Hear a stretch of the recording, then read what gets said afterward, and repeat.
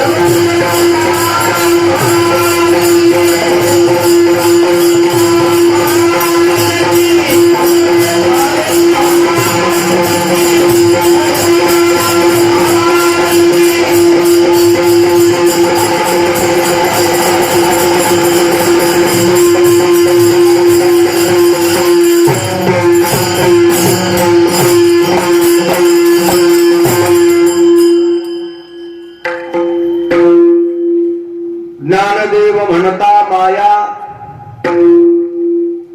गेली समूळ विलया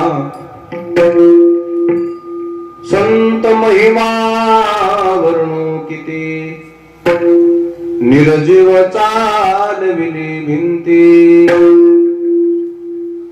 जड मूढ बुद्ध दिले रेड्या मुखी वेद बोलविले संत महिमा वर्णो किती निर्जीव चालविली भिंती मने नामयाचा नारा नमन माझे ज्ञानेश्वरा संत महिमा वर्णो किती निर्जीव चालविली भिंती विठ्ठला विठ्ठला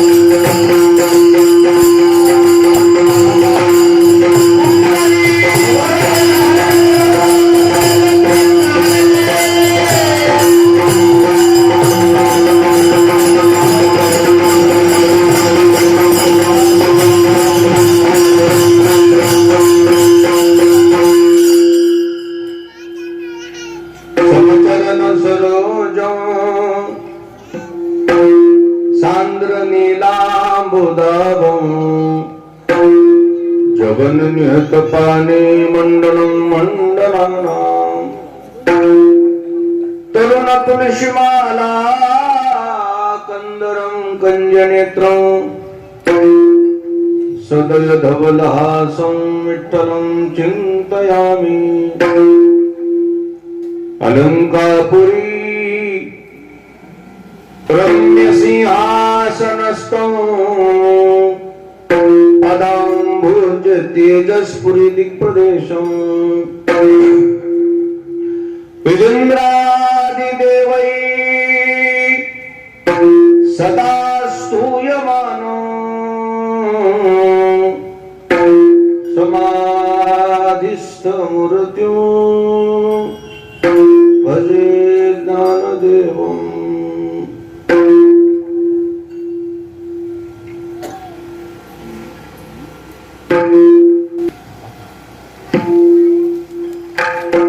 आणि त्या निमित्ताने आपल्या या पिंगळीमध्ये आपल्या गावचं जागृत देवस्थान श्रद्धास्थान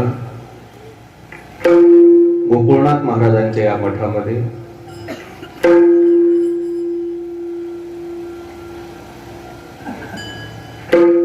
हा अचानकच सेवेचा योग आहे. तसं ज्ञानोबाची कार्तिक यात्रा सुरू आहे आणि कार्तिक यात्रेची दिंडी दस्तापूर ते पंढरपूर, पंढरपूर ते आळंदी, देहू अशी आता संपन्न झाली आपली. म्हणजे एक शासनाचे जे निर्देश होते आळंदीमध्ये गर्दी होऊ नये म्हणून आम्ही तिथून सगळा विधी पार पाडून इथपर्यंत आलो.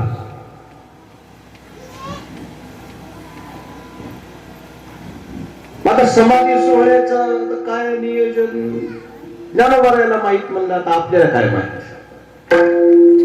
अगोदर ठरलं होतं तिकडे करायचं तरोड्याला, पण ही सगळी मंडळी आले, बाळासाहेब, शिवाजी महाराज, अजून कोणते मनोहर महाराज, मदनराव, ही सगळी मंडळी म्हटली की नाही आमच्याकडे करायचं. बरं तुमच्याकडे. आता हे काही ठराविक तर नाहीच आहे. जिथं प्रभूची इच्छा असेल तिथं विठ्ठल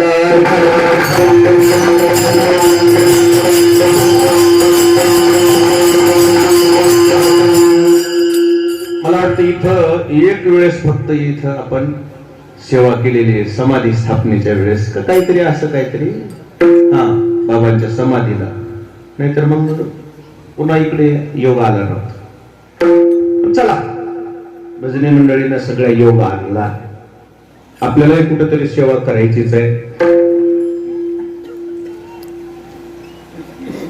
आज म्हणजे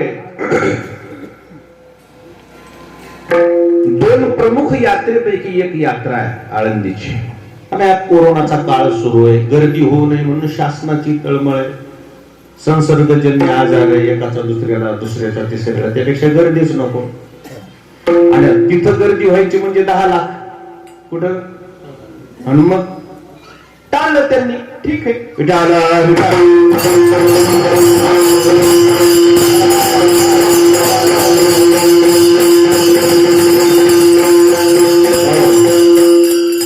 असो.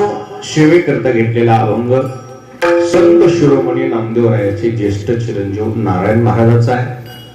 आपण सर्व जमलेली पिंगळीकर आणि पंचक्रोशीतून उपस्थित झालेली मंडळी, आपण सर्व ज्ञानवंतांच्या समोर सद्गुरू मोतीराम महाराजांच्या, मोठ्या महाराजांच्या आशीर्वादानं सेवा करण्याचा प्रयत्न आहे.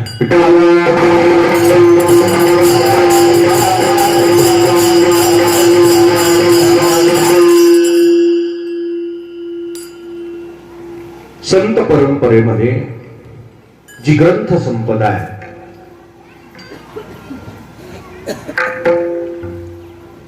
त्या ग्रंथ संपदेमध्ये सर्वात जास्त अभंग लिहायचा पराक्रम नामदेवरायाचा. तो तरी त्यांनी कसा केला, सहज घडला त्यांच्याकडून. वाळवंटामध्ये एके दिवशी पंढरपूरच्या काही ज्येष्ठ माणसाच्या, विद्वान माणसाच्या चर्चा चालू लागल्या. त्या चर्चेचा विषय होता वाल्मिक ऋषीचा. चांगली माणसं कशी चर्चा करतात पहा. कुठला विषय काढला? वाल्मिक ऋषीचा. कमाल आहे म्हटले. आपण पूर्व जीवन पाहिलं तर दरोडेखोर होते, नंतर काय केलं? शतकोटी श्लोकामध्ये रामायण लिहिलं. कमाल आहे, कौतुक आहे. म्हणले कौतुक. वाल्मिक ऋषीचं काय करू लागले चर्चेमध्ये? कौतुक करू लागले. आणि ती चर्चा ऐकायला नामदेव महाराज उपस्थित होते. विद्वानाची, संत महंताची चर्चा, त्याच्यातून चांगलंच निष्पन्न होणार, वाईट निष्पन्न होणार. पण नामदेवराय मनातल्या मनात म्हणू लागले, अगोदरचं जीवन पाहिलं तर दरोडेखोर होते, नंतर देवर्षी नारदाच्या सहवासात गेल्यामुळे एवढी स्वतःची प्रगती केली, एवढा पराक्रम केला, एवढे शतकोटी श्लोकामध्ये रामायण लिहिलं. आपण सुद्धा काहीतरी करायला पाहिजे, अशी प्रेरणा घेतली पाहिजे माणसानं. है ना? समाधीचे अभंग पाठ आहेत का? मी नाटक करतो. कशी प्रेरणा घ्यायला पाहिजे? तुम्हाला तीर्थावरीचे अभंग पाठ आहेत का? हो, मी पत्रिका पाठ करतो. स्पर्धा याला म्हणतात. कशाला म्हणते? सकारात्मक. एखाद्याने रेष ओढली, त्याची रेष पुसायची नाही, मग त्याच्या बाजूला आपली रेष मोठी ओढायची ना. आपलं तसं नाही, तुझी मोठी व्हावी का पुसतो, त्याची पुसतो कशाला? तू खाली मोठी काढ ना त्याच्यापेक्षा. एखाद्या प्रगतशील माणसावर जळण्यापेक्षा आपण आपली प्रगती करा ना. जळायचं कशाला? सकारात्मक घेतला पाहिजे माणसानं गुण. संत श्रेष्ठ नामदेवरायला वाटलं मला अभंग लिहायचे, मी काही कमी लिहिणार आहे का म्हणले. त्यांनी शतकोटी लिहिले तर मी सुद्धा शतकोटी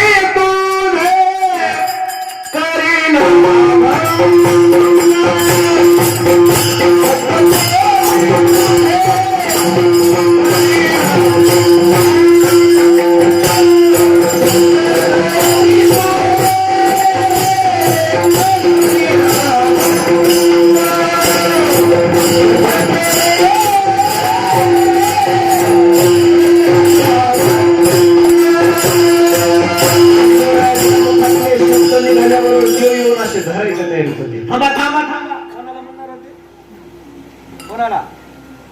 नामदेवराला. ओ नामदेवरा, थांबा थांबा थांबा थांबा म्हणून स्तोत्र गेले शब्द.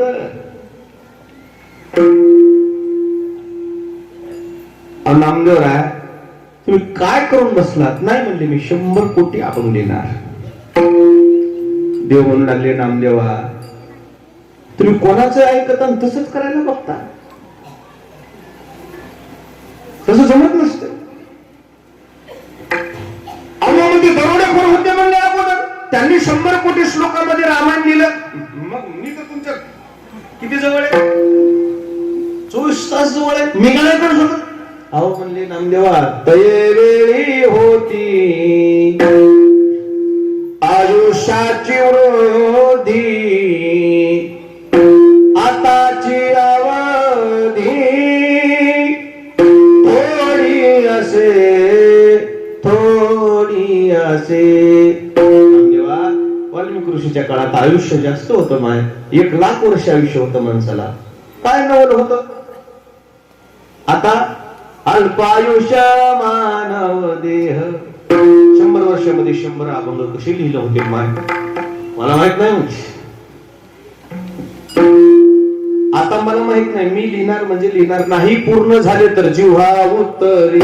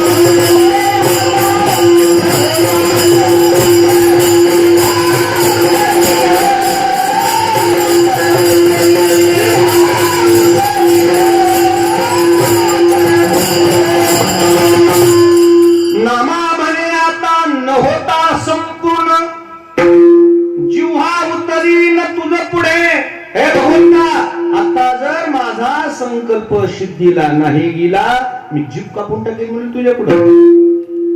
संकल्प कोण केला? नामदेवरायनं. आणि ताण कोणाला आला? ताण देवाने डोक्याला हात लावले. काय करावं म्हणजे? आता काय करू? वाळवंटाला देव फिरू लागले असे. आणि मग सरस्वतीची आठवण झाली. आता म्हणले, हिच्याशिवाय जमत नाही. ती बुद्धीची देवता आहे. आणि मग तिला पाचारण केलं. भीमापिरी सांगे शारदे शिहारी, बैस जिव्हेवरी मायाच्या. म्हणून माणसाला परमार्थामध्ये कोणाची कृपा पाहिजे? सरस्वतीची कृपा पाहिजे. ज्ञानोबारायनं सुद्धा सरस्वतीचं स्तवन केल्याशिवाय ज्ञानेश्वरीत प्रवेश केला नाही. श्लोकाला स्पर्श केलाच नाही. आता अभिनवा गेलाशिनी, जे चातुर्य अर्थ कला कामिनी, ते श्री शारदा विश्वमोहिनी. नमिली मिया अगोदर दुसरी वंदू सारा.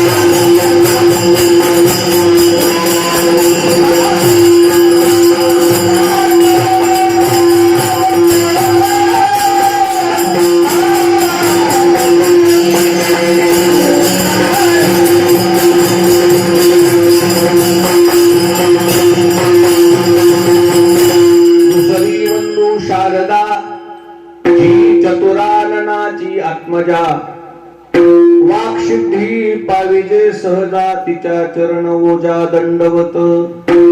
सरस्वतीला पाचारण केलं आणि सरस्वतीला आज्ञा केली, सरस्वती माझ्या नामदेवरायाकडे येऊ द्या, आपण लिहून घे. पण लिहून किती लिहिणार आहे माणूस? 82 वर्षाचं आयुष्य काळ आहे नामदेवरायाचा. किती वर्षाचा? सगळ्यात जास्त आयुष्य कोणाला लाभलं? नामदेवरायाला. आणि त्यांच्या नंतर आपल्या मोतीराम महाराजाला. 92 वर्ष. त्यांच्यानंतर कोणाला लाभलं? मोतीराम महाराज. 92 वर्ष. नाहीतर खूप कमी, खूप कालावधी कमी. माता नामदेवरायाकडून अभंग जरी लिहिणं झाले तर तेवढे होणार नाही. सगळ्या परिवाराकडून देवानं अभंग लिहून घेतले. मग त्याच्यामध्ये 4 मुलं, 4 सुना, एक बहीण, एक मुलगी आणि 15वी आपली.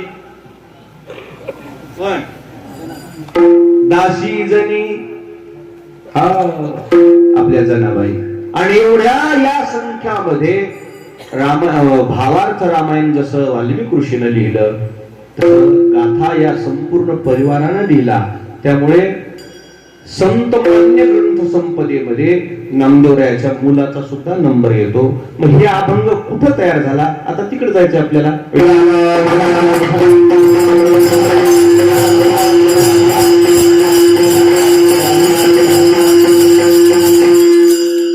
हा अभंग आळंदीमध्ये तयार झालेला आहे. नामदेवरायाचा परिवार समाधी प्रसंगी ज्ञानोबारायांच्या उपस्थित होता.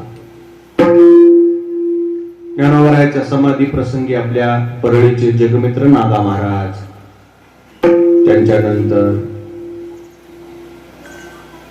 त्यांच्या समकालीन संत सगळे त्या काळात उपस्थित होते. नामदेवरायाचा परिवारच उपस्थित होता सगळा. पण मूळ ही जी समाधीची कल्पना आहे आळंदीमध्ये ठरली नाही. समाधीची कुठं ठरली? पंढरीमध्ये. संत श्रेष्ठ ज्ञानोबारायांनी वयाच्या 16व्या वर्षापर्यंत अद्भुत कार्य केलं. अद्भुत.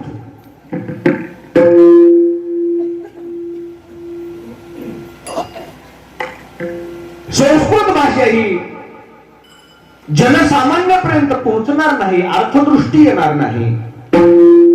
अध्यात्म वाचून लोक दूर राहतील, समाजाचं हित होणार नाही. समाजाचं हित होण्यासाठी काय करावं? ज्ञानोबारायांनी त्या काळात फार मोठं आपल्या समाजासाठी योगदान दिलेलं आहे. 700 श्लोकाचा श्रीमद भगवद्गीता हा ग्रंथ मराठी भाषेपर्यंत आणि जनमानसापर्यंत आणून पोहोचवला ज्ञानोबारायांनी. माझा मराठाची बोल कौतुके, परी अमृताती ही पैजा जिंके, ऐशी अक्षरे रसिके मेळवीन, ये मराठीची नगरी, ब्रह्मविद्येचा सुकाळो करी, घेणे देणे सुखची वरी, हो दे या जगा केलीसे मराठी.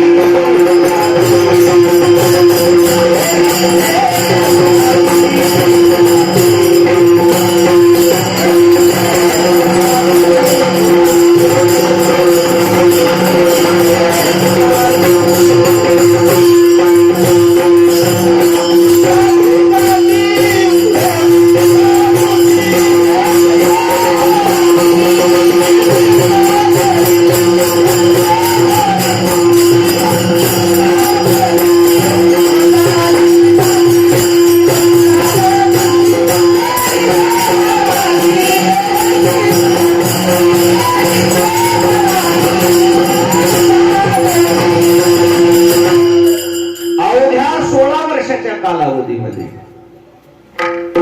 संस्कृताची गाठी उघडे विज्ञान दृष्टी केलीसे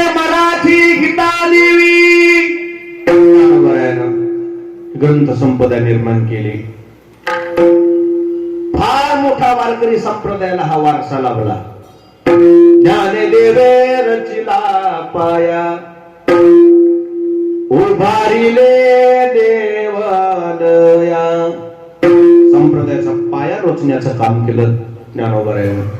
नाही तर संस्कृत भाषा संपूर्ण समाजापर्यंत पोहोचली नसती. ते सर्व तत्वज्ञान मराठी भाषेमध्ये भाषांतर केलं ज्ञानोबारायानं. वय वर्ष फक्त 16 वर्षाच्या लेकराला काय कळते. पण हे लोक म्हणतील कसं काय केलं मग ज्ञानोबारायानं. त्याचं कारण आहे, उपजताची ज्ञानी हे वर्म जाणोनी. शिकलेलं ज्ञान वेगळं आणि सोबत आणलेलं ज्ञान आहे ते. हा, कृपेचं ज्ञान सोबत आणलेलं ज्ञान. जन्मताच ज्ञानोबाने ज्ञान सोबत आणलेलं होतं. ज्ञानोबारांनी हे संस्कृत भाषेमध्ये केलं, सर्व मराठी भाषेत केलं सर्व भाषांतर. अनंत मामापर्यंत ज्ञानेश्वरी ग्रंथ आला. ज्ञानोबारायाच्या ग्रंथाला ग्रंथराज शब्द दिला नामदेवरायाला. ग्रंथराज आहे. सगळ्या ग्रंथाचा काय राजा आहे, राजा.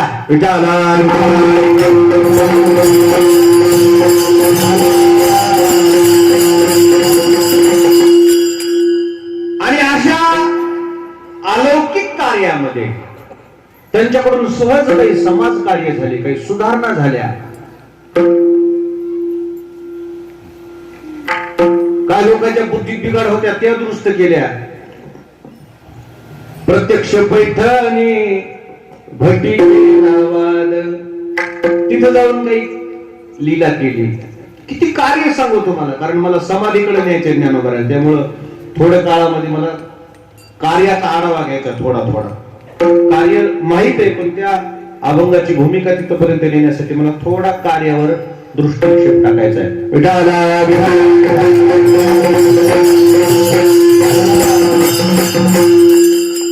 समाज सुधारक संत लक्षात घ्या. आपण काय म्हणतो त्याला, समाज सुधारक आहे. सुधारणा, दुरुस्ती केली त्यांनी, दुरुस्ती. आणि कोणाची चूक होत्या ती दुरुस्तीच केली त्यांनी. विशोबा सावकाराची चूक झाली, काय केली त्यांच्यात, दुरुस्ती केली. चुका दुरुस्त करणं हे संतांचं काम आहे. आणि चुका काढणं विठाला विठाला.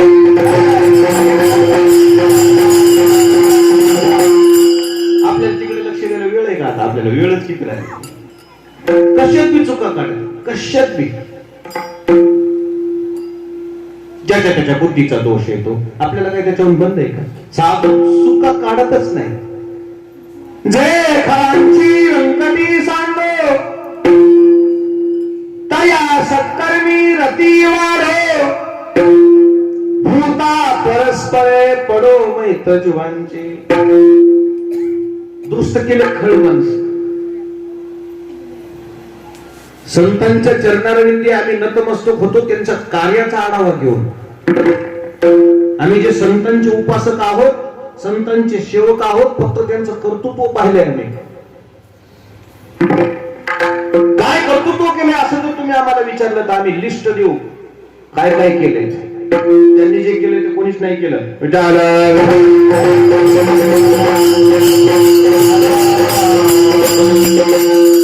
कोणाकोणाची दुरुस्ती केली. दुरुस्ती अभियान राबवलं, दुरुस्ती अभियान, स्वच्छता अभियान राबवलं साधू संतांनी. शासनही स्वच्छता अभियान राबवतंय, ती बाह्य स्वच्छता. आणि साधू संतांनी जी स्वच्छता केली ती अंतःकरण स्वच्छता अभियान राबवली. किती दुरुस्त केले, किती हृदय बदलले, का किती हृदयामध्ये परिवर्तन आणलं त्यांनी. कसले कसले दगडासारखे काळज होते काही काही लोकांचे. महापापी लोक दुरुस्त केले, महापापी. ज्ञानोबारायाच्या बाबतीमध्ये तुम्हाला काय सांगू, काय ज्ञानोबारायानं संकल्पना केल्या, किती दुरुस्त्या केल्या. एवढे जे नामदेवराय ज्ञानोबारायाच्या सान्निध्यात गेले ना, त्याचं कारण ही नामदेवरायाची ज्ञानोबारायाने केलेली दुरुस्ती आहे.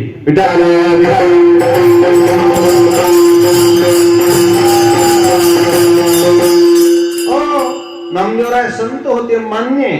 पण काही चुका होत्या ना एक दोन, त्या ज्ञानोबारायला कळल्या, ज्ञानोबारायला दुरुस्त केल्या.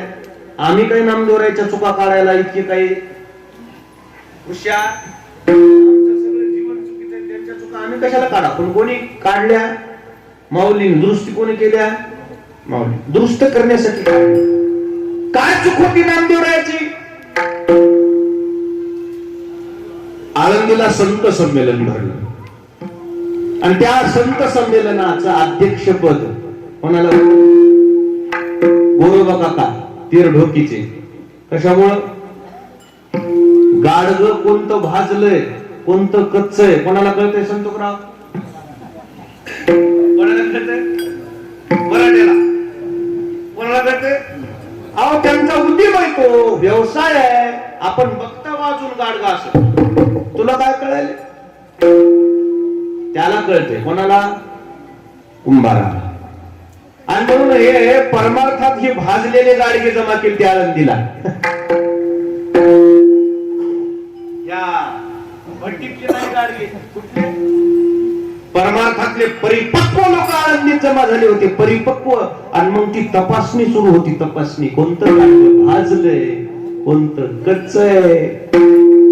अगोदर थापटणं मारलं गोरोबा काकाला निवृत्तीनाथाच्या डोक्यावर.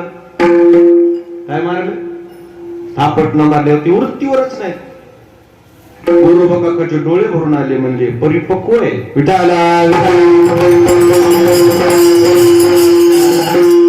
ज्ञानोबाराच्या डोक्यावर मारलं थापटणं, परिपक्वता दिसली. सोपन काकाच्या डोक्यावर थापटणं मारलं, परिपक्वता. मुक्ताईच्या डोक्यावर थापटणं मारलं, परिपक्वता. आता कोणाची आली? नामदेवरायची. नामदेवराय म्हणले हे म्हातारं डोक्यात घालली हो,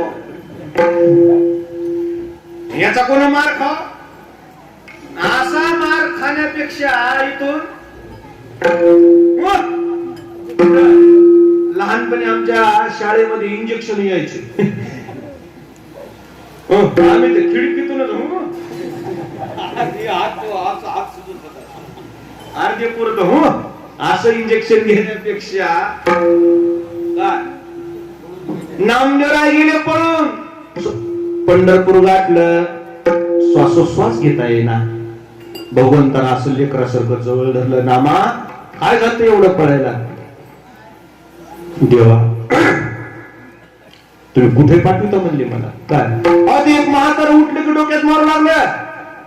मी मार खायला तिथे गेलतो का? मी पळून आलो. देव म्हणले नामदेवा ते म्हातार कोर्स केलेलं आहे, जे काय असं काही कोणालाही मारायला रिकाम काय करावं आता माझ्या वासराला. म्हणून आसुजा म्हणले जे व्हायचं ते होईल. आणि मग नामदेवराय तिथून त्या संत संमेलनातून निघून गेल्यावर ज्ञानोबारायच्या लक्षात आलं. लोक हसू लागले. तिथं अरे कसं आहे, कच्चय मडक कच्चय. पळून गेल्यावर लोक हसू लागले. लोकांनी हसू नये. आपल्यापैकी कोणाला जर लोक हसत असेल तर आपण त्याची दुरुस्त केली पाहिजे. ही संतांची संकल्पना आहे. नामदेवरायाला दुरुस्त करण्यासाठी ज्ञानेश्वर महाराजांना पण आळंदी सोडली आणि कोणतं तीर्थक्षेत्र गाठलं? पंढरपूर गाठलं. साष्टांग दंडवत घातला नामदेवरायाला. कोण? माऊलीनं. आणि मग नामदेवरायाने काय म्हणायला पाहिजे होतं? पडा पडा पडा पाय असं म्हणायला पाहिजे होतं. नामदेवराय काही वाकले नाही, काही नाही. ज्ञानोबाराय पाया पडले. ज्ञानोबारायच्या लक्षात आलं आता ही चूक दुरुस्ती करायला 1-2 दिवस कसं जमल, काही दिवस घालावं लागतील. आणि मग नामदेवरायाला ज्ञानोबाराय लागले, नामदेवा माझ्यासोबत तुम्ही तीर्थयात्रेला यावं अशी माझी इच्छा आहे. नामदेवराय म्हणले नाही, माझ्याशिवाय माझ्या भगवंताला एक क्षणभर मी कर्म म्हणले. मी भगवंताची घेतो परवानगी. भगवंत तुम्हाला परवानगी देणार नाही. कोण म्हणाली? नामदेवराय. आता त्यांना काय माहिती हेच भगवंत आहे. आणि म्हणून देव समोर ज्ञानोबा देवाच्या समोरासमोर गेले आणि संपूर्ण विचारधारा आपल्या मनातली बोलून दाखवली आणि बोलून दाखवून सांगितलं की माझ्यासोबत नामदेवाला तीर्थयात्रेला पाठवा अशी माझी इच्छा आहे, काही चुका दुरुस्त करायच्या. देव म्हणले मी कुठं नाही म्हणाले. म्हणजे तुम्ही सांगा. आणि मग नामदेवरायाला भगवंतानं बोलून घेतलं आणि नामदेवरायाला समजून सांगितलं, नामा प्रत्यक्ष परब्रह्म मूर्ती ज्ञानेश्वर करीतसे आदर संगतीचा माझं स्वरूप आहे ते. नशीब आहे म्हणजे नामदेवा तुमच्या सोबत, तुम्हाला त्यांच्या सोबत करायला मिळते, जा. नामदेवराय म्हणले हे तर वेगळंच झालं. आपण ठरविलं एक आणि झालं एक. बाप लेकाला जरी ठरविलं ना एखादी गोष्ट ऐन वेळेला वेगळीच होत असते. ठरविलंय कोळपे कोणाला द्यायचे, कोणा ठरविलं? हो कोळपायला आले ना, आता कोळपे द्यायचेच नाही म्हणजे कोणी माग. तितक्यात एका वाड्यातल्या माणसानं चुलत भावानं मला कोळपे पाहिजे होते, मला दादाला विचार. त्याला माहित होतं आपण ठरविलेलं आहे, आपले दादा येणारच नाही. हे गेल्यावर मला तात्या कोळपे पाहिजे होते आजचे दिवस, आम्हाला घेऊन जाय की.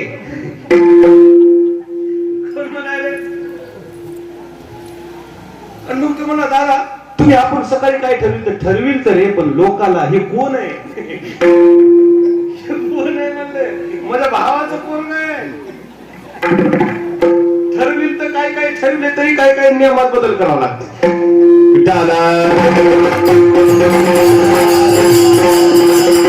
देवाला अनुमती दिली आणि मग देवाला अनुमती दिल्यावर नामदेवरायाच्या भरपूर चुका दुरुस्त केल्या म्हणा. काही केव्हा नामदेवरायाचाही काही अनुभव ज्ञानोबारायाला आला, भक्तीचं आणि ज्ञानाचं तिथं एकत्रीकरण झालं. किती भरपूर भरपूर भरपूर चुका काही म्हणा, काही सुधारणा म्हणा, काही सहवास म्हणा ज्ञानोबारायाचा नामदेवरायाला लाभला. आणि हे दोघं जण तीर्थयात्रा करून आले. त्यावेळेस ज्ञानोबारायाच्या लक्षात आला तर या भूतलावरलं माझं कार्य संपुष्टात आलं, आता समाधिस्थ हो वाटते. चिरकालपर्यंत टिकणारी सुख स्थिती आपल्या जीवनात प्राप्त व्हावं अशी ज्ञानोबारायानं भगवंताच्या समोर प्रार्थना केली. भगवंता असं वाटतंय तुझ्या पायाजवळ आता चिरकालपर्यंत समाधी घ्यावं. विसोबा खेचर, नामदेवराय, नरहरी सोनार ही सगळी संत मंडळी त्याचे डबडब डोळे पाण्याने भरले. माऊली असं कसं म्हणता हो, म्हणजे कार्य संपलात. आणि मोठे माणसं कार्य संपलं की राहत नसतात, आपलं कार्य आटपलं की चलत असतात.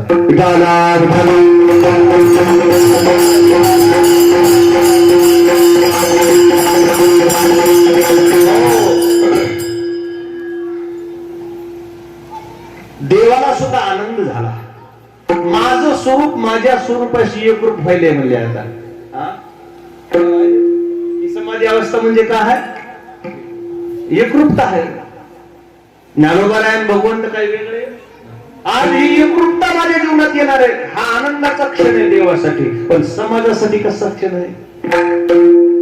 प्रत्यक्ष परब्रह्म आज समाधिस्थ होणार आहे. संपूर्ण जे सहकारी साधू संत मंडळी होती त्यांना लई दुःख झालं. नाही माऊली असं कसं म्हणता हो, म्हणजे तेवढ्यामध्ये समाधी घ्यायची पंढरीमध्ये असा निर्णय झाल्यावर ती संत मंडळी म्हणू लागले, विसोबा सावकारासारखे मंडळी म्हणू लागले, तुम्हाला समाधी घ्यायची तर हे ठीक आहे, पण अलंकापूर हे क्षेत्र तुमच्यासाठी जुनाट क्षेत्र आहे. मग रुक्मिणी माता तिथंच म्हणले अलंकापूरचा महिमा नेमका काय आहे मला सांगा, आणि मग समाधीचा मला पुढचा निर्णय तुमचा तुम्ही ठरवा.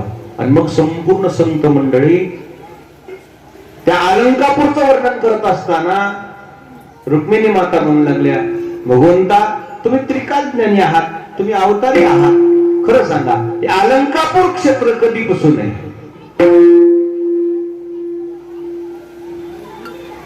त्यावेळेस भगवंत म्हणू लागले, रुक्मिणी या अलंकापूर क्षेत्राच्या बाबतीमध्ये असं म्हणतात ही सत्ययुगापासूनच क्षेत्र आहे. हे 700 वर्षापूर्वीपासून नाही बरं का, कधीपासून आहे? हे सत्ययुगामध्ये, त्रेतायुगामध्ये, द्वापार युगामध्ये, कलियुगामध्ये हे क्षेत्र जुनाट आहे असं शैवशास्त्रामध्ये वर्णन आलेलं आहे. शैवशास्त्र ग्रंथ आहे, त्या ग्रंथामध्ये भगवंताच्या मुखातून निघालेले शब्द आहेत की हे अलंकापूर सत्ययुगापासून आहे. शिवपीठ हे जुनाट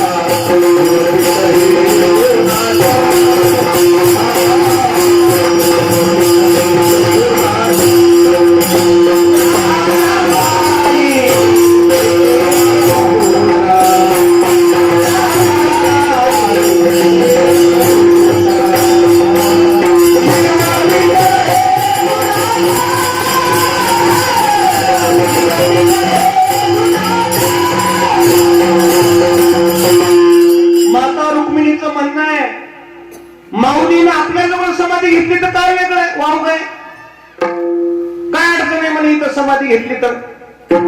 विसोबा सावकारासारखे संत सगळे जुनी मंडळी म्हणू लागले की ज्ञानोबारायाचं समाधी स्थळ अष्टोत्तरशे वेळा समाधी निश्चळ पूर्वी तुझे स्थळ वाहनाखाली समाधी स्थळ निश्चित म्हणजे शिवपीठ. वारकरी संप्रदाय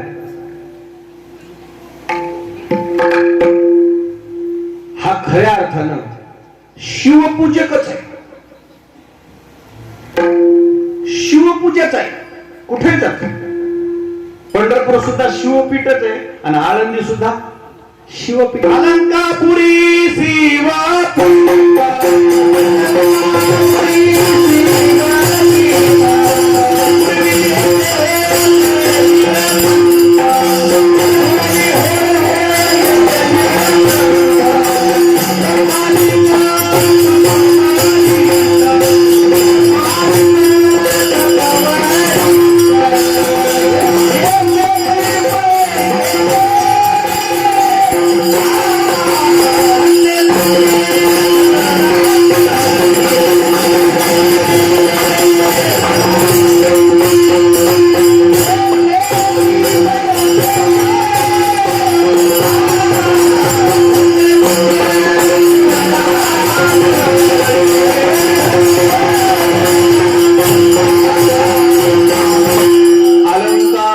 शिवपीठ पूर्वी होते येथे निळकंठ.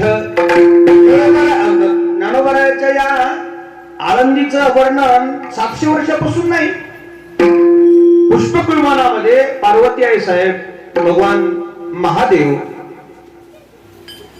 विहार करत असताना आळंदीला येऊन ते विमान थांबलं.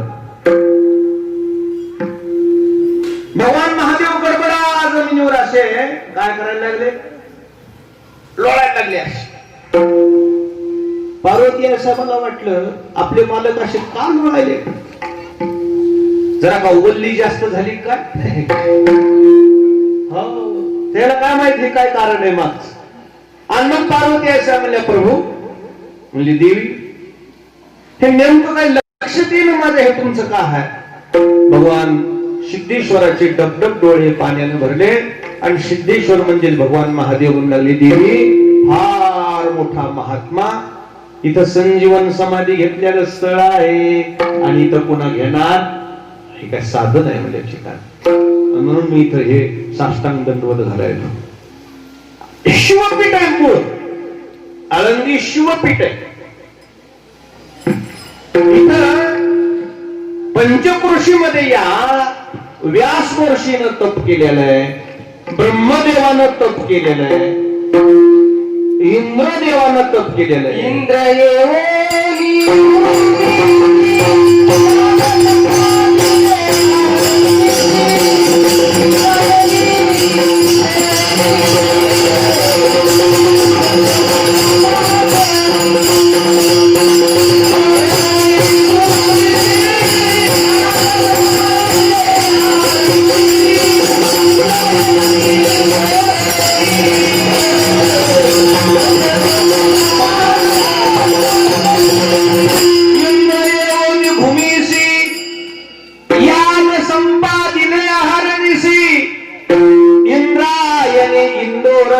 पंचक्रोशी यापासून पंचक्रोशी पवित्र आहे आळंदीची. कुठेही जा, ज्ञानोबारायचं समाधीचं जाऊन दर्शन नाही झालं बाबा म्हणजे आडवर पोलीसवाले कुठे पाया पडणं. 5 किलोमीटर पर्यंत सगळं ज्ञानोबारायचा चरणाचा स्पर्श झालेला आहे. जमिनीवर आम्ही आळंदीला होतो 1993 ला एक महात्मा होता आळंदीत, संत तुकाराम. आळंदीचा कन्न कण त्या महात्म्यानं दर्शन घेतलेला होता. कन्न कण म्हणालो मी, जिथं नाही तिथं जावं त्यांनी 24 तास फिरावं. माऊली माऊली माऊली माऊली माऊली माऊली दर्शन घ्यावं. कुठे दर्शन घ्यावं का ते म्हणायचे. प्रत्येक ठिकाणाला कोणाचे पावलं लागले, ज्ञानोबारायचे पावलं लागले. आळंदीतले देव न मानणारे माणसं त्या महात्म्याच्या पाया पडायला बघायचे. पण त्या महात्म्याच्या पाया पडलो रे बापा संत तुकाराम, ते 100 बाऱ्या त्या माणसाच्या पाया पडायचे. माऊली माऊली माऊली माऊलीच्या पाया पड.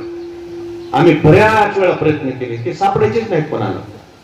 नाही, मोठा महात्मा होता ज्ञानोबाराय समजायचे लोक. त्या काळात समाधीत बसलेले ज्ञानोबाराय म्हणजे लोकांना हे चलते फिरते ज्ञानोबाराय वाटायचे.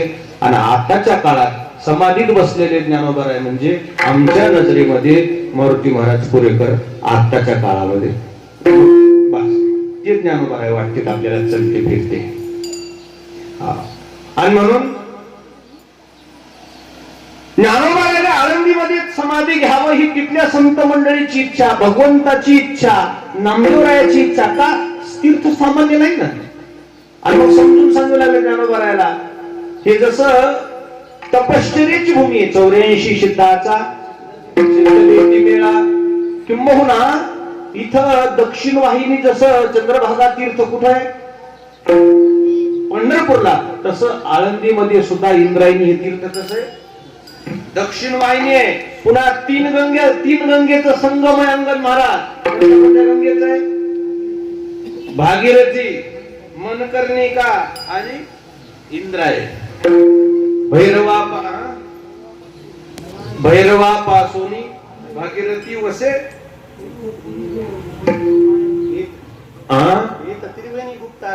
त्रिवेणी गुप्ता असे. भैरवापासून भागीरथी वसे पूर्ववटी माया दिसे. ते प्रत्यक्ष पार्वती. महादेवानं अलंकापूरचा महिमा सांगितलेला, पांडुरंगानं अलंकापूरचा महिमा सांगितलेला. आणि मग संपूर्ण असा विचार विनिमय करून ज्ञानोबारायाने ठरवलं तुमच्या कृपेनं मला समाधी पाहिजे आणि तुम्ही उपस्थित पाहिजे. त्यावेळेस देव म्हणले मी एक आळंदीचा तुम्हाला दरवर्षी मानस देऊन टाकेन. कार्तिक शुद्ध एकादशी पंढरी यात्रा होईल सरशी. दुसरी कृष्ण पक्ष निर्धारेशी तुझी दली असे. भगवंताने सांगितलं माऊली तुम्हाला दुसरी एकादश काय करून मी मान देऊन टाकेन. मी येईल कृष्ण पक्ष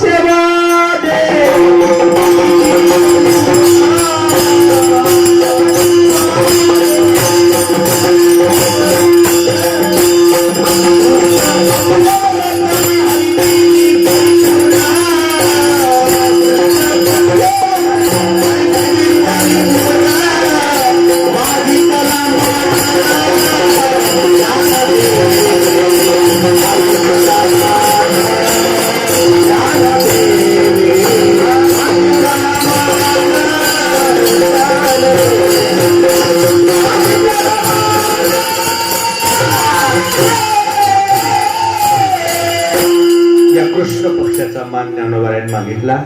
भगवंतानं तो दिला आणि असा विचार विनिमय करून भगवंतासह इंद्रचंद्र बृहस्पती संपूर्ण लोक कुठं आले?